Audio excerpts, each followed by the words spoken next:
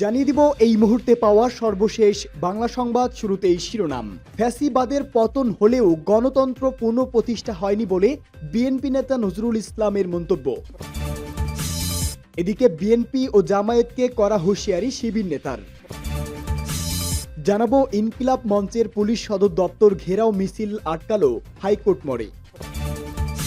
জানাবো বিএনপি ও জামায়াত দ্বন্দ্ব, তারেক রহমান দ্রুত ভোট চাইলেও ইনুসকে সময় দিতে চান শফিকুর রহমান। এবং সর্বশেষ জানাবো জুলাই গণহত্যায় জড়িতদের বিচারের দাবিতে শিবিরের গণমিছিল। শুনছিলেন সংবাদ শিরোনাম, এবারে বিস্তারিত। ফ্যাসিবাদদের পতন হলেও গণতন্ত্র পুনঃপ্রতিষ্ঠা হয়নি নজরুল ইসলামের মন্তব্য। ফ্যাসিবাদের পতন হলেও গণতন্ত্র পুনঃপ্রতিষ্ঠা হয়নি মন্তব্য করে বিএনপির স্থায়ী কমিটির সদস্য নজরুল ইসলাম খান বলেছেন, গণতন্ত্র পুনঃপ্রতিষ্ঠার লক্ষ্যেই ফ্যাসিবাদের পতন চেয়েছি।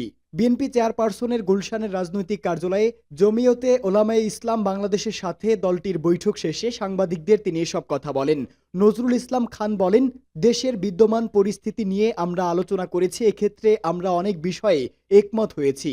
দেশের কল্যাণের জন্য দ্বিমতের কোনো কারণেই ভবিষ্যতে হবে না। তিনি বলেন, জমিয়তে ওলামায়ে ইসলাম বাংলাদেশ 4 দলীয় জোটের সঙ্গী ছিলেন। তিনি আরো বলেন, যুগপৎ আন্দোলন শুধু সরকারের বিরুদ্ধে হবে সেটা কোনো কথা নয়। দেশের যে কোনো আকাঙ্ক্ষা পূরণের জন্য আমরা এই আন্দোলন করতে পারি। আমরা গণতন্ত্র পুনঃপ্রতিষ্ঠার লক্ষ্যেই ফ্যাসিবাদের পতন চেয়েছি।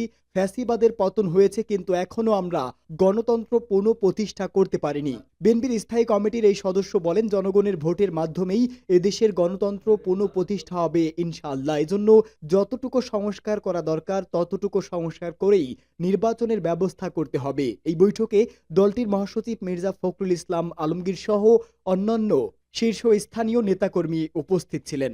বিএনপি ও জামায়াতকে করা হুঁশিয়ারি শিবির নেতার। পতিত আওয়ামী ফ্যাসিস্ট সরকারের গুম, খুন, দুর্নীতি সহ সব রাষ্ট্রবিরোধী কর্মকাণ্ড এবং জুলাই গণহত্যার সঙ্গে জড়িতদের বিচারের দাবিতে সারা দেশের ন্যায় চট্টগ্রাম নগরীতে গণমিছিল করেছে বাংলাদেশ ইসলামী ছাত্র শিবির।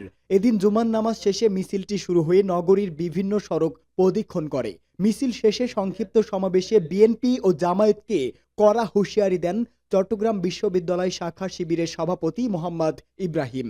বিএনপি জামায়াতকে নিয়ে সমালোচনা করে দেওয়া শিবির নেতার বক্তব্যটি সামাজিক যোগাযোগ মাধ্যমে ভাইরাল হয়েছে। বক্তব্যে চট্টগ্রাম বিশ্ববিদ্যালয় শাখা শিবিরের সভাপতি মোহাম্মদ ইব্রাহিম বলেন, ছাত্র শিবিরের স্বৈরাচার বিরোধী আন্দোলনে ভয় পাইনি, আগামীতেও পাবো না। একই সঙ্গে বর্তমান সময়ে বিএনপি ও জামায়াতে ইসলামীকে সতর্ক করতে চাই, কোন সন্ত্রাসী গ্রেপ্তার হওয়ার পরে আপনারা যে সুপারিশ করেন এটা বন্ধ করেন। আপনাদের পক্ষ থেকে কোনো সন্ত্রাসীর পক্ষে সুপারিশ আমরা আশা করি না। বিএনপি জামায়াতের উদ্দেশ্যে তিনি আরো বলেন, আমরা এরকম কোনো নমনীয়তা প্রত্যাশা করি না।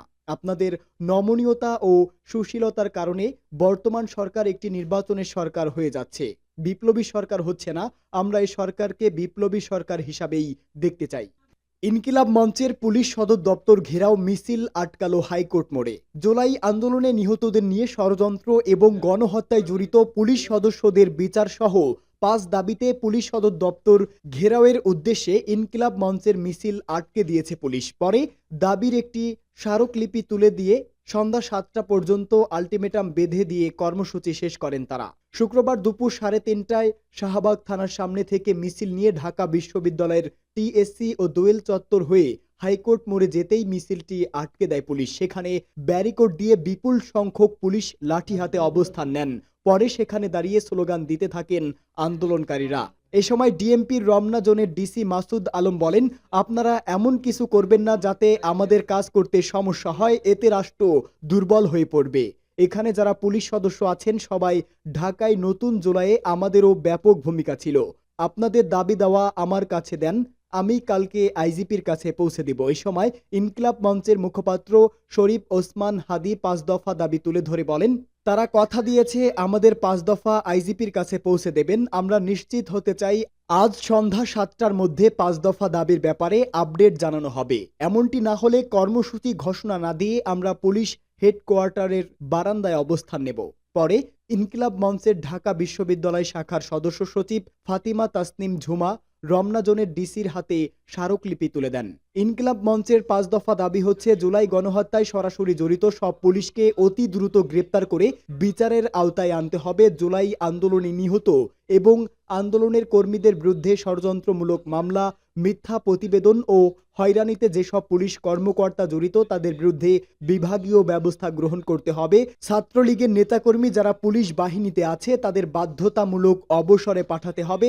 জুলাই গণহত্যার দায়ে তিরস্কৃত ও বদলি হওয়া পুলিশদের তালিকা জনসম্মুখে প্রকাশ করতে হবে এবং দেশের সার্বভৌমত্বের স্বার্থে জুলাই গণহত্যার দায়ে অভিযুক্ত পুলিশ সদস্যদের পার্বত্য চট্টগ্রামে বদলি করা বন্ধ করতে হবে। এ সময় ইনকিলাব মঞ্চের বিভিন্ন শাখার নেতাকর্মীরা উপস্থিত ছিলেন। বিএনপি ও জামায়াতের দ্বন্দ্ব। বিএনপি দ্রুত ভোট চাইলেও ইউনূসকে সময় দিতে চান শফিকুল ইসলাম। মুখে ঐক্য রক্ষার কথা বলা হলেও শেখ হাসিনা পরবর্তী বাংলাদেশে আওয়ামী লীগ বিরোধী রাজনৈতিক দলগুলির মধ্যে মতবিরোধ ক্রমশ তীব্র হচ্ছে। বিশেষত জাতীয় সংসদের পরবর্তী নির্বাচনের দিনক্ষণ নিয়ে প্রাক্তন প্রধানমন্ত্রী খালেদা জিয়ার দল বিএনপির সঙ্গে হাসিনার জামানায় নিষিদ্ধ বাংলাদেশ জামায়াত ইসলামীর সংঘাত কার্যত প্রকাশ্যে এসে পড়েছে। দ্রুত জাতীয় সংসদ নির্বাচন চেয়ে বিএনপি ক্রমশ মোহাম্মদ ইউনূসের নেতৃত্বাধীন বাংলাদেশের অন্তর্বর্তী সরকারের উপর চাপ বাড়াচ্ছে। অন্যদিকে জামায়াতের নেতৃত্ব চাইছেন এক্ষেত্রে ইউনূস সরকারকে প্রয়োজনীয় সময় দিতে। খালেদার পুত্র তথা দলে কার্যনির্বাহী চেয়ারম্যান তারেক রহমান দলের ভার্চুয়াল বৈঠকে বলেন, নির্বাচনী ব্যবস্থা যদি ঠিক করতে না পারি তবে দেশের কোনো কিছুরই সমাধান হবে না। ঝড় তুফান, বন্যা, খরা, বৃষ্টি যাই হোক না কেন একটি নির্দিষ্ট সময়ে নির্বাচন হতেই হবে। এর কোনো বিকল্প নেই। এই লক্ষ্যের পথে কেউ বাধা হয়ে দাঁড়ালে আমরা তাদের প্রতিহত করব। জামায়াতের আমির শফিকুর রহমান সম্পূর্ণ বিপরীত মত দিয়েছেন। দলের সভায় তিনি বলেন, অন্তর্বর্তী সরকার তাড়াহুড়া করে নির্বাচনের আয়োজন করুক, আমরা তা চাই না। আমরা সুষ্ঠু ও গ্রহণযোগ্য নির্বাচন আয়োজনের জন্য অন্তর্বর্তী সরকারকে প্রয়োজনীয় সময় দেব। অন্তর্বর্তী সরকার অনেকগুলি সংস্কারের কাজ হাতে নিয়েছে। প্রয়োজনীয় সংস্কার করেই সরকার একটি সুষ্ঠু ও গ্রহণযোগ্য নির্বাচনের আয়োজন করবে বলে আমরা আশা করছি। এর আগে ইউনূসের ডাকা বৈঠকেও দুদলের মতবিরোধ প্রকাশ্যে এসেছিল। বিএনপি ওই বৈঠকে দাবি করেছিল, গত জুলাই আগস্টের গণ অভ্যুত্থানের পাশাপাশি হাসিনার শেষ 16 বছরে তাদের যত নেতাকর্মী খুন বা গুম হয়েছেন সকলের নাম শহীদদের তালিকায় তুলতে হবে। বিএনপি সরকার বিরোধী যেসব আন্দোলন করেছে সেগুলির উল্লেখ্য হাসিনা উচ্ছেদের সময়পঞ্জিতে রাখতে হবে। অন্যদিকে জামায়াতের দাবি, ৭১ গণহত্যার দায়ে তাদের যে সব নেতাকে আওয়ামী লীগ সরকার যুদ্ধ অপরাধ আদালতে বিচার করে ফাঁসি দিয়েছে তাদের নামও জুলাই শহীদদের তালিকায় নিতে হবে। কিন্তু মুক্তিযোদ্ধা জিয়াউর রহমানের প্রতিষ্ঠিত দল বিএনপি সেই দাবি মানতে রাজি হয়নি। জুলাই গণহত্যায় জড়িতদের বিচারের দাবিতে শিবিরের গণমিছিল। ফ্যাসিস্ট সরকারের গুম, খুন, দুর্নীতি সহ রাষ্ট্রবিরোধী কর্মকাণ্ড এবং জুলাই গণহত্যার সঙ্গে জড়িতদের বিচারের দাবিতে গণমিছিল করেছে বাংলাদেশ ছাত্র শিবিরের ঢাকা মহানগর শাখা। গণমিছিলে শিবিরের কেন্দ্রীয় নেতারা উপস্থিত ছিলেন। এ সময় তাদেরকে শেখ হাসিনার বিচারের দাবিতে বিভিন্ন মিছিল দিতে দেখা গেছে। মিছিলের স্লোগান হলো, আমার ভাই কবরে, খুনি কেন বাহিরে, ফাঁসি ফাঁসি ফাঁসি চাই, শেখ হাসিনার ফাঁসি চাই, দিল্লি না ঢাকা, ঢাকা ঢাকা, নারায়ে তাকবীর, আল্লাহু আকবার। গণমিছিল শুরু হওয়ার সময় আইনশৃঙ্খলা বাহিনীর কঠোর অবস্থান দেখা গেছে।